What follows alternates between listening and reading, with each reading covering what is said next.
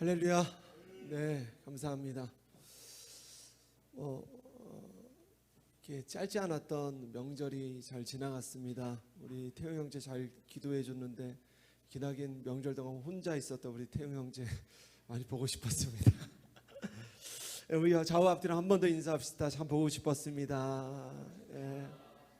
감사합니다.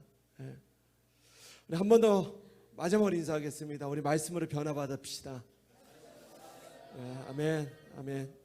하나님 말씀 바로 읽겠습니다. 누가복음 5장 27절에서 32절. 누가복음 5장 27절에서 32절까지입니다. 우리 앞에 보시고 같이 한번 읽으시겠습니다. 한 목소리로 읽겠습니다. 시작. 그 후에 예수께서 나가사 레위라 하는 세리가 세간에 앉아 있는 것을 보시고 나를 따르라 하시니 그가 모든 것을 버리고 일어나 따르니라.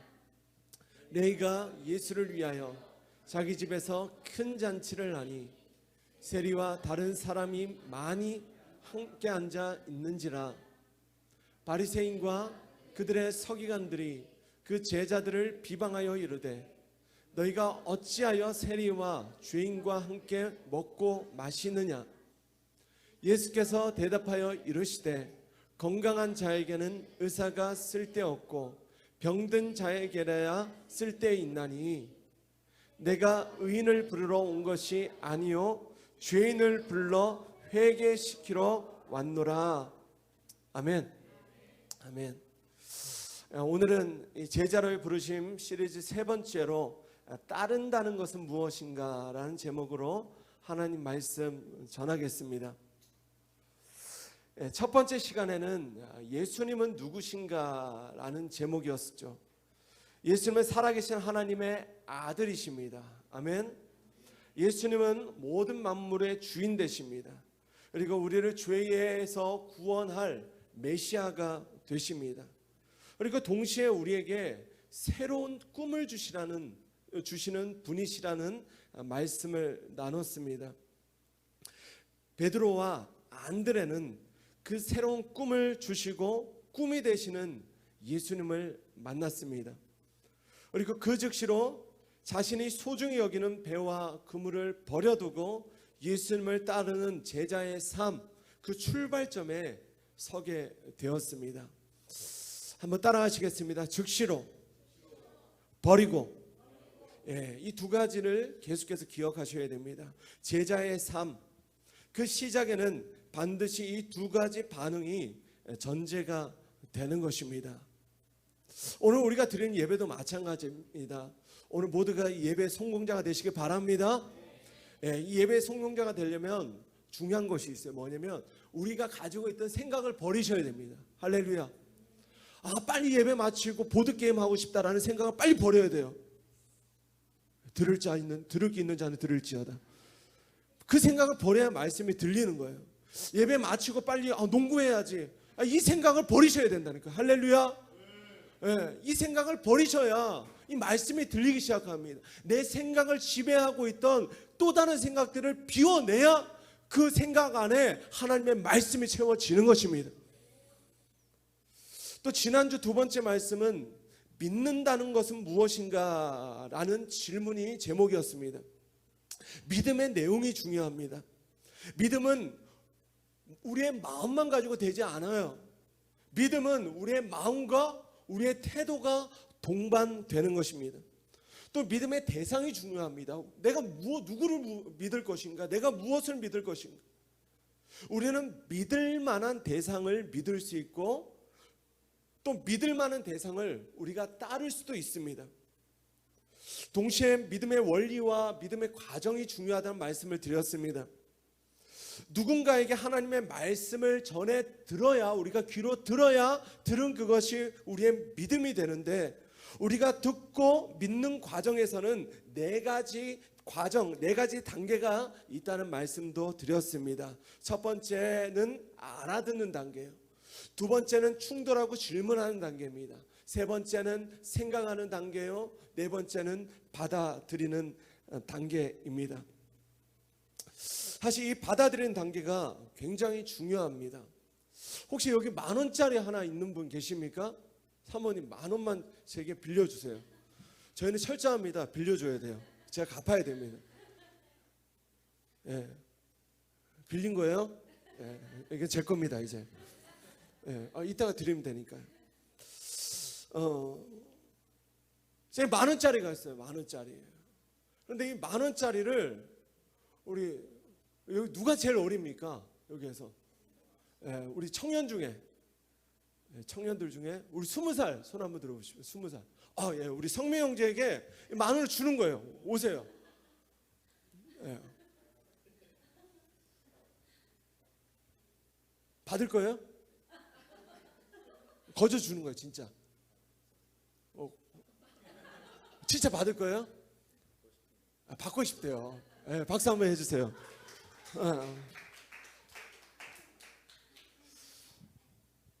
정말 주려고 제가 준비했어요. 예, 사실은 제가 저기에서 가지고 나온다는 게 깜빡했습니다. 그래서 아내에게 빌렸어요. 이따 드릴게요, 진짜. 예. 제가 이 돈을 왜 주냐면 첫 번째 이유는 이 설교 예화를 이루려고 주는 거고, 두 번째는 사랑하는 마음으로 정말 주는 거예요. 통닭 사 먹으라고 5,000원 보태서 드세요. 제가 뭔가 대가로 이제 10,000원을 줬으니까 이제 내일 다음 주부터는 예배 절대 늦으면 안 된다, 막 이런 의도로 주는 게 아니에요. 그냥 주는 겁니다. 그냥 순전한 마음으로, 대가가 없어요. 이때 형제는, 성미 형제는 생각하는 거예요. 지금도 생각이 계속 돌아가고 있습니다. 생각하는 단계. 자, 이 목사가 이걸 왜 주나? 꼴랑 10,000원 줘놓고 이상한 거 막 시키는 거 아닌가? 자, 5만 가지 생각을 합니다. 그런데 아무리 생각해도 아까 생각을 한 거예요. 이 목사가 돈을 주는 것은 다른 목적이 있는 것이 아니다. 그렇게 생각하고 받아들이기로, 내가 이 돈을 받기로 결정해버린 겁니다. 주는 사람을 신뢰하고 우리가 믿음으로 반응해야, 또 어떤 다른 의도가 없어, 그냥 주는 걸 거야 라고 생각을 해야 이 돈을 받을 수 있는 것이죠.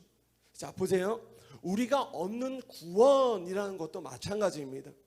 구원받는 믿음은 절대로 우리 안에서 자발적으로 내 안에서 생겨나는 것이 아니라는 거예요. 믿음은, 한번 따라합시다. 믿음은 내 것이 아니다. 믿음은 우리 안에서 생겨나는 것이 아니에요. 내가 열심히 믿어야지 해서 내 안에서 생겨나는 것이 아닙니다.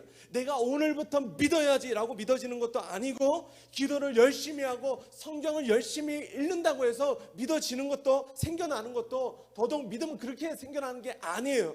믿음의 원리가 있습니다. 자, 히브리서 12장 2절 같이 읽을게요. 시작. 믿음의 창시자요 완성자이신 예수를 바라봅시다. 그는 자기 앞에 놓여있는 기쁨을 내다보고서 부끄러움을 마음에 두지 않으시고 십자가를 참으셨습니다. 그래하여 그는 하나님의 보좌 오른쪽에 앉으셨습니다. 아멘. 자, 보세요. 믿음의 창시자, 믿음을 시작하신 분이 계시다는 거예요. 그리고 믿음의 완성자가 계시는데 그분이 바로 예수님이십니다. 우리가 그 믿음의 창시자요 믿음의 완성자이신 예수님을 우리가 바라보면, 쭉 바라보는 거예요. 주세요라고 이렇게 바라보고 있는 거예요. 그러면 그 믿음을 예수님이 주시는 것입니다. 아멘이십니까? 자, 여기서 예수님을 바라봅시다 라는 부분을 NIV 영어 성경으로 보면 Fixing our eyes on Jesus. 자, 예수님을 fixing on, 고정해서 이렇게 쳐다보는 것. 눈이 크잖아요. 이렇게 쳐다보는 게 fixing on 하는 거예요. 예수님을 그렇게 계속해서 주목해서 바라볼 때에 예수님이 우리에게 믿음을 주시는 것입니다. 자, 목사를 보세요. 설교는 목사를 봐야 됩니다. 눈을 봐야 됩니다. 할렐루야. 다시 한번 아멘 한번 크게 합시다. 할렐루야. 여러분, 이거 잘못된 습관이에요. 다른 것을 바라보고 성경을 듣는, 말씀을 듣는 것은 여러분들이 버려야 될 영적인 잘못된 습관입니다. 아멘 하십시오. 이거 버리셔야 됩니다.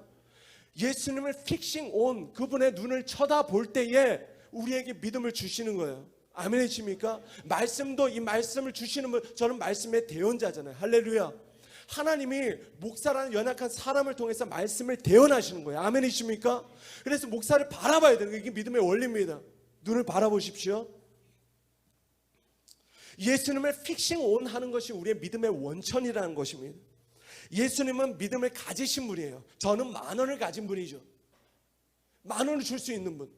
이 10,000원이 정말 필요한 사람, 그 사람이 저를 픽싱 온 하시는 거예요. 전 10,000원은 줄 수 있습니다. 또 필요한 사람 있습니까? 더 줄 수 있어요. 10,000원짜리 한 5개 있어요. 그 정도는 제가 줄 수 있습니다. 저는 그 정도 줄 수 있는 분. 그러나 예수님은 믿음을 주실 수 있는 분.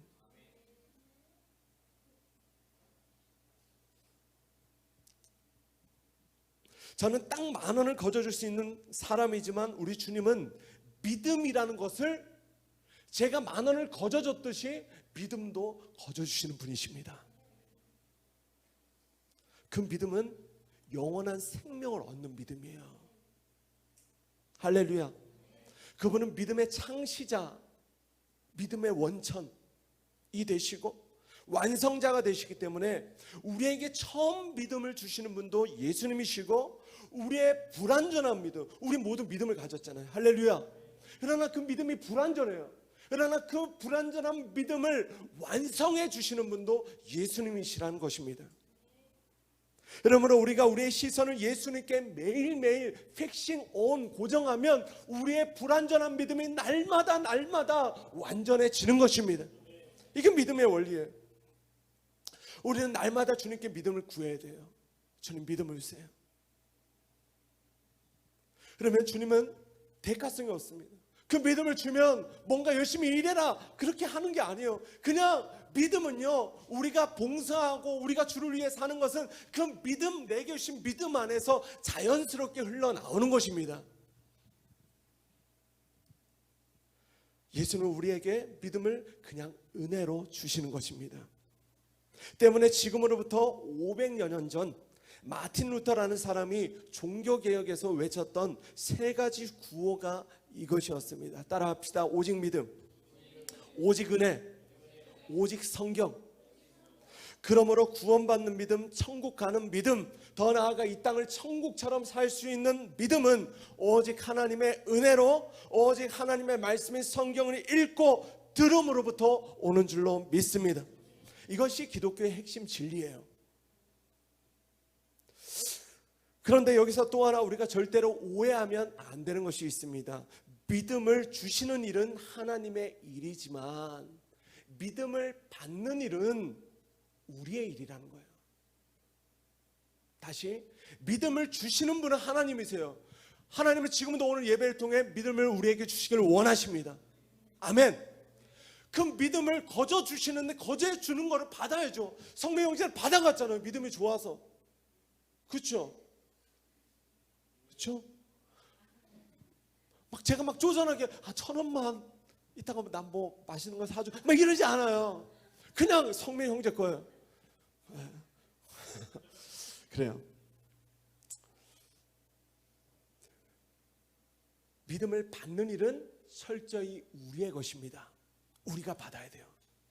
그냥 주세요 하면 무조건 받는 것이 아닙니다. 제가 말씀드릴게요. 믿음을 받는 조건, 지난주 말씀처럼 내 삶의 참 주인이 되시고 나를 죄에서 구원할 만한 메시아가 되시는 그분을 내가 십자가에 못 박았다라는 회개가 필요합니다. 다시, 믿음을 받는 일은요, 이꼬르 회개라는 거예요. 회개가 믿음을 받는 일입니다. 할렐루야. 회개란 지난주에 말씀드렸습니다. 헬라어로 메타노이아, 생각을 바꾸다라는 뜻입니다. 제가 아까도 생각을 바꾸라고 말씀하셨잖아요. 생각을 바꾸지 않고 말씀을 듣는 것은 회개하지 않고 말씀을 듣는, 회개는 눈물이 아닙니다. 회개는 내 생각을 바꾸는 거예요. 보드게임 하고 싶다 이 생각은 머리에서 빨리 지워버리는 거예요. 이게 회개입니다. 이해가 되십니까? 내가 내 삶의 주인이야 라는 생각을 빨리 바꾸고, 예수님이 내 삶의 주인 되시지 라는 이 생각을 머리에 장착하는 것이 회개입니다. 내가 주인이라는 생각에서 예수님이 주인이라는 생각으로, 그리고 내가 그럭저럭 괜찮은 인간이라는 생각에서 내가 예수님을 십자가에 못 박은 죄인 중에 괴수라는 생각으로 그 생각을 바꾸는 것이 회개이고, 이 회개가 동반된 믿음이 진짜 믿음이 되는 것입니다. 바로 이것이 믿는다는 거예요. 한 가지 더, 진짜 믿음은 사랑으로 역사하는 믿음입니다. 계속 지난주 말씀 복습하고 있는 겁니다. 사랑으로 역사하는 믿음은 우리로 하여금 사랑하게 하고 소망하게 합니다. 사랑과 소망의 출발점이 믿음입니다. 때문에 믿는다는 것은 오늘 내가 사랑할 수 없는 것들을 사랑하게 하는 것이고, 믿는다는 것은 오늘 내가 바랄 수 없는 중에도 바라고 소망하게 되는 것. 오늘의 삶이 아무리 힘겨워도 여전히 예수님을 픽싱온, 힘들어, 못 바라보겠어, 힘들어, 졸려, 목사님 못 쳐다보겠어, 이게 아니라 졸려도 힘이 들어도 눈을 부릅뜨고, 우리의 삶이 힘겨워도 어려워도 막 만신창이라도 눈을 부릅뜨고 예수님을 바라보는 것이 믿음이라는 것입니다. 여기까지 이해가 되시면 아멘 하시겠습니다.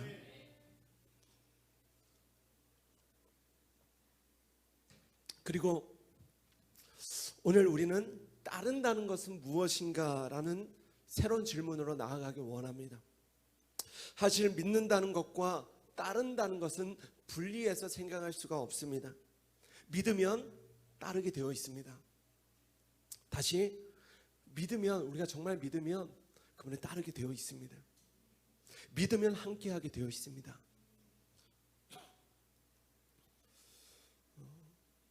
제가 지난주도 어제였습니다. 어제도 우리 에녹이 지아가 앞에 아파트 그 놀이터에서 둘이만 이렇게 놀러 간다고 하는 거예요. 요즘은 보냅니다. 앞에 둘이서. 그때 항상 제가 하는 말이 있습니다. 아는 사람 따라가면 안 돼. 믿을 만한 사람만 따라가야 돼 라고 이야기하는 거예요. 안다고 따라가면 큰일 납니다. 옆집 아저씨 안다고 따라갔다가 큰일 납니다. 믿을 만한 사람. 그래서 누굴 믿을 만한가? 아빠, 엄마, 할머니, 할아버지, 이모는 믿어도 돼요? 그래, 이모까지는 믿어도 돼. 제가 그랬어요. 믿으면 따라가고 함께하게 되어 있습니다. 성경에 예수님을 믿었던 수많은 사람들이 있습니다. 그들 모두의 공통점은 예수님을 따르게 되었다는 것입니다. 자, 마태복음만 봐도 예수님을 따랐던 수많은 사람들의 이야기가 기록되어 있는데 몇 구절만 연속해서 같이 한번 읽겠습니다. 자, 마태복음 4장 20절 시작. 다음 시작. 다음 시작. 예수께서 산에서 내려오시니 수많은 무리가. 다음 시작. 예수께서 아시고.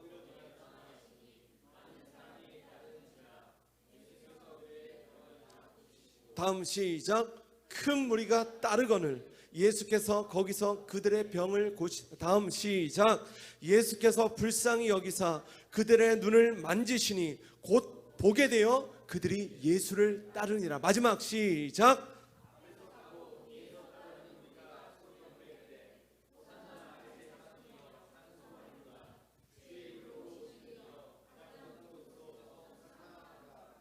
아멘. 자, 이처럼 마태복음만 봐도 정말 수많은 사람들이 예수님을 따랐습니다. 그런데 예수님을 따랐던 이들을 보면 크게 두 그룹으로, 두 부류로 나눌 수 있는데, 하나는 제자라는 그룹이고 다른 하나는 무리라는 그룹입니다. 크라우즈. 제자가 있고 무리가 있습니다. 잘 들어보십시오. 제자도 무리도 똑같이 예수님을 믿었고 똑같이 예수님을 따랐습니다. 그러나 무리는 끝까지 예수님을 따르지 않았고 제자는 끝까지 예수님을 따랐습니다. 무리는 예수님의 손, 예수님의 능력을 구했지만 제자는 예수님의 얼굴을 구했습니다. 그냥 예수님과 함께 했어요. 무리는 예수님을 통해 자신의 뜻을 이루었습니다. 그러나 제자들은 예수님과 동행하며 하나님의 뜻을 이루었습니다. 무리는 자신의 의지로 내가 예수님을 따라야지, 그냥 나는 예수님을 따르고 싶어 라고 따랐지만, 제자는요, 나를 따르라, 나는 예수님의 부르심을 듣고 예수님을 따랐습니다. 그래서 우리가 무리로 주님을 따를 것인가, 아니면 제자로 주님을 따를 것인가, 이 질문은 이번 시리즈 마지막 말씀에서 다시 한번 진지하게 우리가 깊이 한번 다루도록 하겠습니다. 예수님은 제자로 그들을 부르시며, 그분은 자신이 무엇을 주시는지와 또 무엇을 요구하시는지를 전혀 숨기지 않고 그들이, 예수님이 부르시는 제자들에게 나는 이것을 원해, 나는 이것을 요구할 거야 라고 분명하게 밝히셨어요. 예수님은 제자들에게 그리고 와서 모든 것을 주셨고 또 제자들에게 모든 것을 요구하셨습니다. 그런데 누가복음 14장에서 자신을 따르는 한 무리를 보시니 가슴이 깝깝하신 거예요. 무리는 너무 많은데 그분을 따르는 제자가 너무 없는 겁니다. 그래서 그런 무리들에게 예수님이 이런 직격탄을 날리시는 거예요. 25절에서 27절 같이 읽겠습니다. 시작. 수많은 무리가 함께 갈새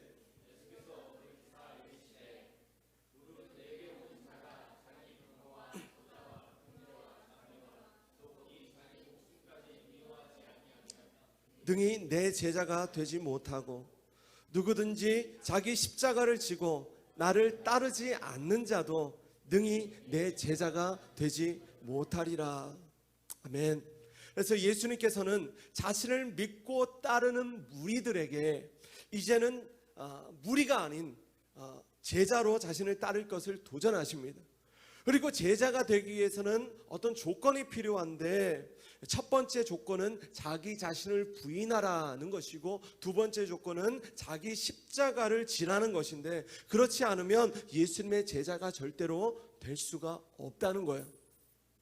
오늘 제가 강조드리고 싶은 것은 예수님을 따를 때 비용되는 비용을 먼저 우리가 계산하고 그분을 따르라는 거예요.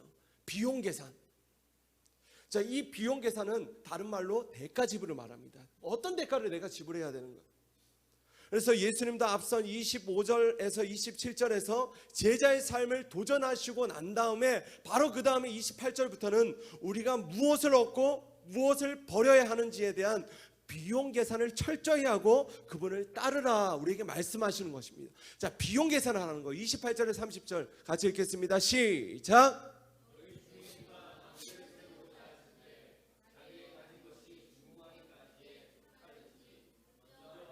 그 비용을 계산하지 아니하겠느냐? 그렇게 아니하여 그 기초만 쌓고 능히 이루지 못하면 보는 자가 다 비웃어. 30절 이르되 이 사람이 공사를 시작하고 능히 이루지 못하였다 하리라. 아멘. 여기서 망대란 뭐냐면 중세시대의 방어탑, 그 방어탑 아시죠? 거기에서 막 이렇게 돌 같은 거 이렇게 하고 활 같은 거 쏘는 이렇게 둥근, 그 탑을 말합니다. 자, 탑을 쌓으려면 돈이 얼마나 필요한지, 그리고 그 돈은 내가 다 지불할 수 있는 그런 돈인지를 계산하고 공사를 시작하라는 거예요. 미리. 그렇지 않으면 중간에 기초만 쌓고 그만두고 사람들은 그를 비웃게 된다는 말씀입니다. 자, 이 비유는 뭐냐면 예수님이 이 비유에 말씀하신 거죠. 이 비유는 뭐냐면 우리가 예수님을 따른다고 할 때에도 어떤 대가를 지불해야 되는지 이 비용 계산을 반드시 하고 그분을 따르라는 거예요. 그냥 생각 없이 따라가지 말고 비용 계산을 하라는 것입니다. 현대 기독교의 거장 신학자 존 스토트는 기독교의 기본 진리라는 책에서 이 비용 계산에 대해서 이렇게 말씀합니다. 제가 한번 읽어드릴게요. 자, 중요한 글이에요. 잘 들어보세요. 기독교인의 세계는 반쯤 짓다가 버려둔 망대의 파편들, 즉 건축을 시작했다가 완성하지 못한 폐허들로 덮여있다. 매년 수천 명의 사람들이 그리스도를 따를 때에 치러야 할 비용을 계산해 보지도 않은 채 따르겠다고 나선다. 그 결과 오늘날 기독교계의 커다란 수치인 소위 명목상의 그리스도인들의 너무나 많아졌다.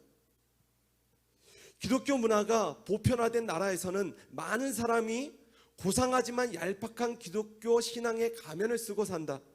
그들은 존경을 잃지 않되 불편하지 않은 범위 내에서 신앙생활을 한다. 그들에게 종교는 크고 안락한 쿠션이다. 종교가 그들의 삶을 어려운 일로부터 보호해 주는 일은 하지만 그 위치와 형태는 그들에게 편하도록 변화되어 있다. 비평가들이 교인들의 위선을 지적하고 현실 도피라고 배격하는 것은 오늘날 기독교의 현실이잖아요. 다시 비평가들이 교인들을 위선을 지적하고 현실 도피라고 배격하는 것은 어쩌면 당연한 일이다. 그러나 예수님의 말씀은 이와는 전혀 달랐다. 예수님은 자신의 기준을 낮추거나 조건을 수정해 그의 부름을 받아들이기 쉽게 하신 일이 결코 없으시다. 주님은 처음 부르신 제자들로부터 그 이후의 모든 제자에 이르기까지 동일하게 깊이 생각한 다음 그들의 모든 것을 바치도록 요구하셨다. 굉장히 무거운 글이지만 제자의 삶은 반드시 우리에게 이같이 무거운 비용 계산을 요구한다는 거예요. 한번 따라합시다. 알아듣고. 오늘 말씀 알아듣고 계십니까? 예, 기지개 한번 쫙 켜겠습니다. 잠깐 이렇게 좀 이게 그 명절 후 증후군이 있으신 분들이 있어요. 예. 다시 한번 따라합시다. 알아듣고. 자, 그리고 충돌하고, 생각하고, 받아들이고. 다시 알아듣고, 충돌하고, 생각하고, 받아들이고. 이것이 바로 믿음이 우리 안에 역사하는 과정이라는 거예요. 생각했으면 둘 중 하나입니다.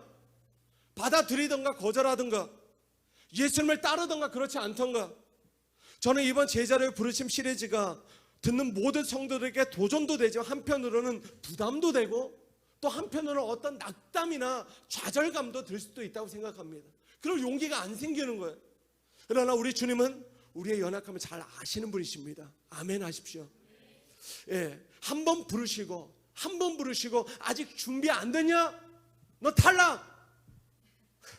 그러지 않으세요. 아마도 우리가 사는 날 동안, 그리스도인으로 사는 날 동안 주님은 계속적으로 우리를 제자로 부르실 것입니다. 우리가 인식하지 못했을 뿐이지 주님은 전에도 우리를 계속해서 제자로 불러오셨습니다.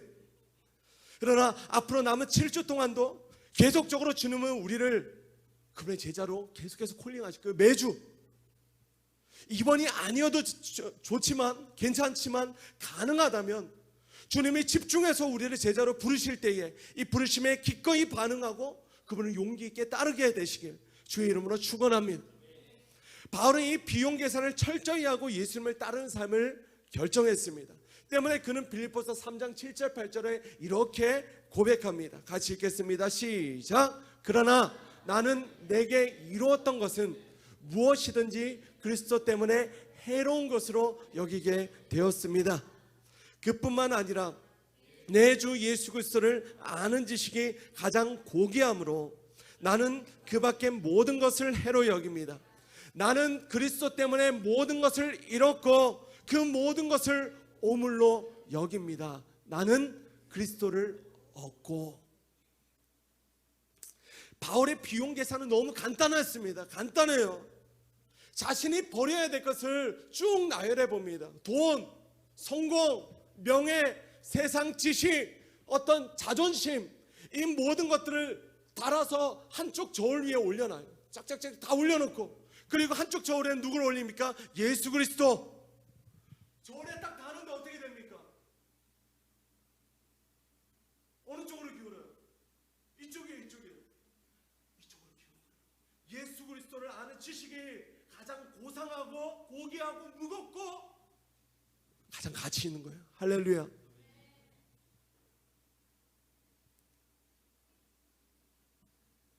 그런데 예수님을 얻기 위해서는 뭐냐면 쭉 내가 저울에 달아놨던 이 모든 것들을 배설물처럼, 다른 말로 똥처럼 여기고 버려라.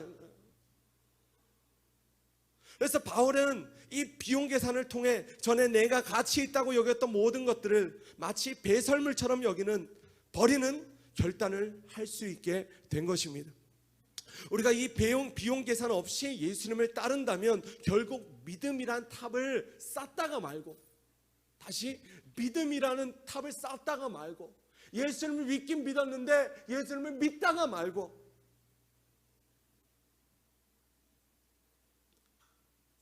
주신 믿음을 완성하지 못하게 되는 거예요. 지옥 간다는 말이 아닙니다. 주님은 우리의 믿음을 완성하길 원하십니다. 때문에 우리가 그리스도를 따른다는 것은 우리의 생각보다 훨씬 무거운 것이고 훨씬 진지한 것이고 훨씬 많은 대가십으로 우리에게 요구한다는 것을 우리가 인지하고 인식하고 예수님을 따라야 한다는 거예요. 사실 우리 모두는요, 뭔가 대단한 사람들을 주님이 제자로 부르신다고 생각해요. 뭔가 대단한 믿음이 커다란 사람, 막 영적 체험을 엄청 한 사람, 장풍에 한번 날아가 본 사람, 막 이런 사람을 제자로 부르신다고 생각해요. 그러나 전혀 그렇지 않습니다. 예수님은 아주 평범한 우리를 제자로 부르십니다. 베드로와 안드레는 물고기를 낚다가 그물을 버려두고 예수님을 따랐습니다. 야고보와 요한도 마찬가지예요. 아주 평범한 일상에서 그 물고기 잡는 그 일상에서 예수님의 부르심을 받았습니다. 그리고 주님을 따랐어요. 그리고 오늘 본문의 마태는요, 세관에 앉아서 세금을 거두다가 세금 받다가 예수님 오신 거예요. 그 자리에서, 그 평범한 삶의 자리에서 일어나다 예수님을 따른 거예요. 우리 집사님 아이 돌보잖아요.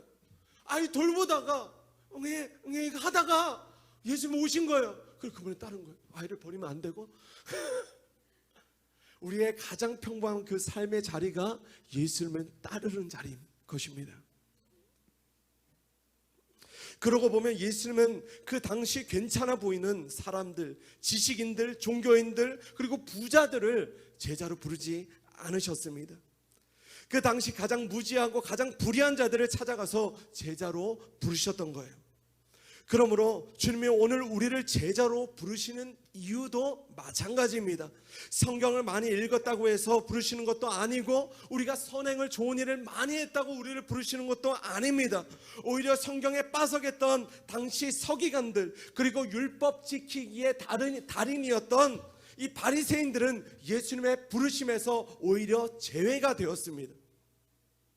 주님은 내가 가장 무지하기 때문에 나를 부르시는 것이고, 주님은 내가 가장 불의하기 때문에 나를 부르시는 것입니다. 정말 중요한 부분이에요. 주님은 우리가 너무 무지하기 때문에 우리를 부르시고, 주님은 우리에게 죄가 너무나 많아서 우리가 불의하기 때문에 우리를 제자로 부르신다는 것입니다. 그럼 무지하고 불의한 죄가 가장 많은 나를 불러서 하나님 일에 동참케 하는 것, 이것이야말로 우리가 이 땅에서 경험할 수 있는, 가장 크게 경험할 수 있는 하나님의 은혜인 것입니다.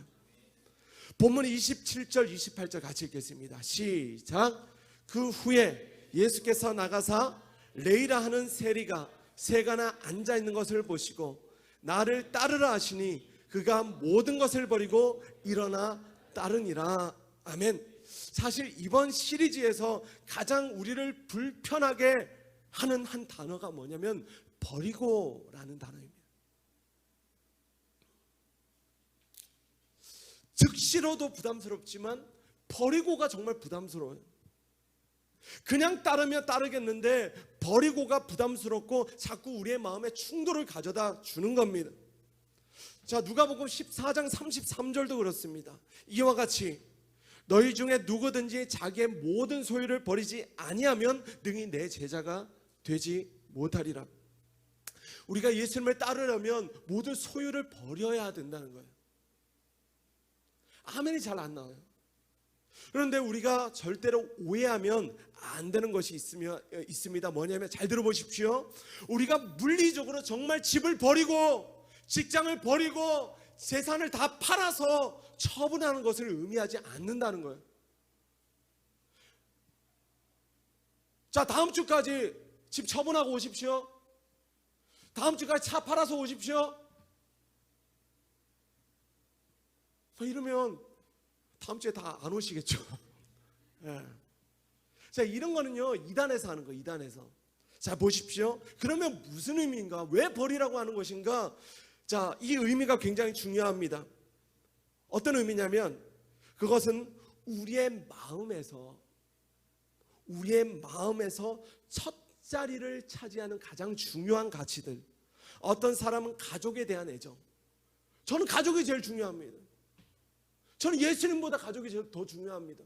이런 사람들이 있어요. 어떤 사람은 돈을 사랑하는 마음. 중국은요, 생명은 드려도 돈은 못 드린답니다. 중국 사람의 성향이 그래요. 예수님께 생명을 드려도 돈은 못 드린대요. 이게 중국 사람들이에요. 돈이 우상이에요. 네. 어떤 사람은 돈을 사랑하는 마음, 또 어떤 사람은 높은 자리에 대한 야망. 저는 성공해야 돼요. 자, 이런 이 모든 것들을 마음 안에서 포기하고 거절하고 버리라는 거예요. 아멘이십니까? 더 정확하게는 그 첫 번째, 내 마음의 첫 번째 가치의 자리에 이제는 예수 그리스도를 모시라는 것입니다. 그 모든 가치보다 예수님을 얻는 가치, 예수님을 따르는 삶의 가치가 가장 고귀하다는 것을 삶으로 이제는 인정하며 살라는 것입니다. 바로 이 모든 것들은 우리가 나중에 다룰 자기 부인의 실체인데 다음번에 우리가 한 번 더 자세히 살펴보도록 하겠습니다. 사실 베드로를 포함한 of family를 설명할 수 있는 한 단어가 바로 무지라는 단어입니다. 무지했어요. 그들은 무식, 예수님을 정말 무식했던 그들을 제자로 부르셨습니다. 반면에 마태라는 인물을 설명할 수 있는 한 단어는 불의라는 단어입니다. 마태는 세리장이었죠. 세리장 아십니까? 세금 징수원, 로마 정부가 요구하는 세금을 걷고 그 차익을 남겨서 부를 축적했던, 일제시대에 비유하면 정말 매국노와 같이 불의한 이들이 바로 세리장이었습니다. 그래서 당시 창녀와 동급 취급을 받았던 시대적 죄인이 바로 세리 마태였어요. 본문 29절에 예수님의 부르심에 제자의 삶을 결정했던 레위, 이 마태의 다른 이름입니다. 이 마태가 자기 집에서 예수님을 위해 큰 잔치를 열게 됩니다. 그런데 28절에 보면 레위는 모든 것을 버리고 예수님을 따랐다고 기록하고 있어요. 다시, 예수님은, 레위는요, 마태는 이미 모든 것을 버리고 예수님을 따랐는데 잔치를 열었어요. 자, 논리적 뭔가 이게 있죠? 잘 들어보십시오. 이게 조금 말이 안 됩니다. 도대체 어떻게 이 마태가 다 버렸는데 이 잔치를 왜 열었을까? 그리고 예수님은 왜 그 잔치를 허락하셨을까? 제가 묵상했을 때에 주님은 이런 감동을 주셨습니다. 잘 들으세요. 믿고 따랐으면, 그리고 제자가 되었으면 이제는 삶으로 증명하라는 것입니다. 아멘 하시겠습니다. 네. 자, 지금 딱 설계 한 50%만 지금 알아듣고 따라오고 계십니다. 정신줄을 제 말씀에 묶으셔야 돼요. 못 따라오신 분들 한 50%입니다. 다시, 믿고 따랐으면, 제자가 되었으면 이제 삶으로 증명하라는 것입니다. 때문에 마태는 그 잔치에 일부러 바리새인들과 서기관들을 초대했습니다. 그리고 그의 삶에 이제는 예수님이 얼마나 가치 있는 분이신지를 그 잔치를 통해 모든 사람에게 증명했습니다.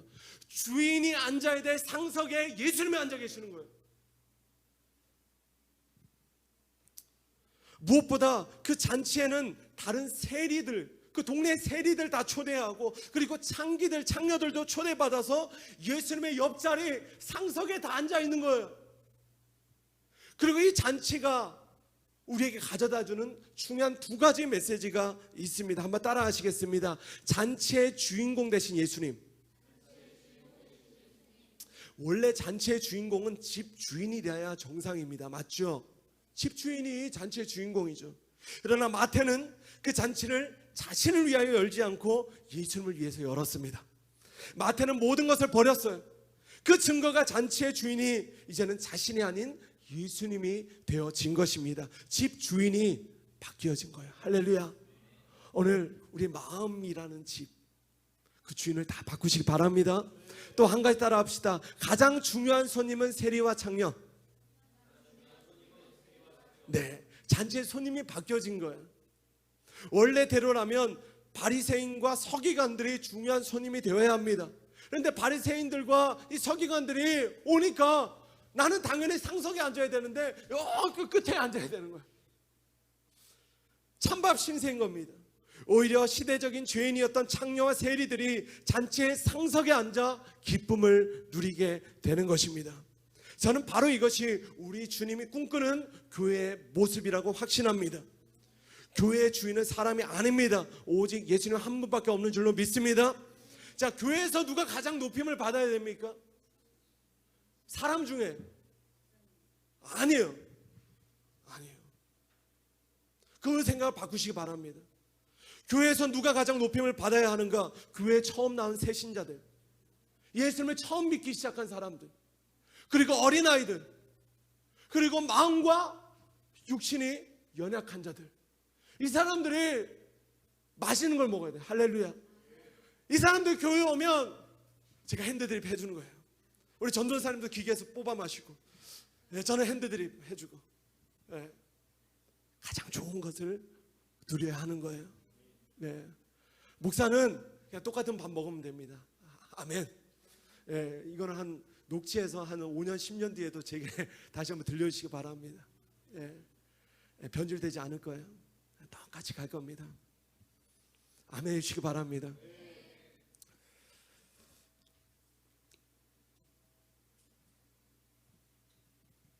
목사는 교회에서 중요해요. 영적 권위를 가져야 됩니다. 아멘 하시기 바랍니다. 순종하셔야 됩니다. 그러나 목사가 인간적으로 높임을 받으면 안 되는 거예요. 말씀을 마무리합니다. 오늘 따른다는 것은 무엇인가에 대한 세 가지 결론을 제가 맺기를 원합니다. 첫째로, 따른다는 것은 우리의 인생에 예수님보다 덜 가치 있는 것들을 기꺼이 버린다는 것입니다. 이게 따르는 거예요. 한번 따라합시다. 버리지 않고는 따르지 못한다.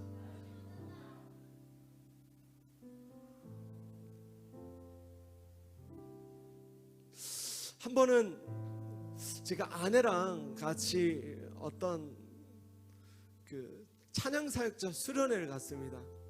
제가 그 찬양사역자 수련회에서 아내를 처음 만났고 눈이 맞아서 결혼하게 되었습니다. 거기였어요. 거기 수련회를 하는데 인도 선교사님 한 분이 오셨습니다. 지구복이라는 인도 선교사님이에요. 지구복이. 이분이 집회를 하고 이제 마지막에 콜링을 하는데 이런 콜링을 하시는 거예요. 정말 예수님이 당신의 삶의 주인이 되십니까? 당신은 정말 예수님보다 가장 가치 있는 것들을 예수님을 위해 기꺼이 버릴 수 있습니까? 그러니까 다들 막 은혜 받아갖고 아멘! 그러는 거예요. 그러면 지금 즉시로 여러분들이 가장 소중히 여기는 것들을 숙소든 어디든 가서 여러분의 소유 중에 가장 소중한 것을 가지고 이 앞자리로 나오십시오. 그런 거예요. 와, 사람들이 진짜 다 갔어요. 숙소 가고. 그래갖고 어떤 사람은 차 열쇠, 차를 갖고 올 수는 없으니까 차 열쇠. 어떤 사람은 기타, 저 깁슨 저런 것도 한 300만 원 하거든요. 저런 기타 버릴 수 있어요? 웃잖아요. 주님을 위해 버리는 거예요. 예수님이 가치 있지만 예수님이 더 가치 있으니까 그게 다 가지고 왔어요.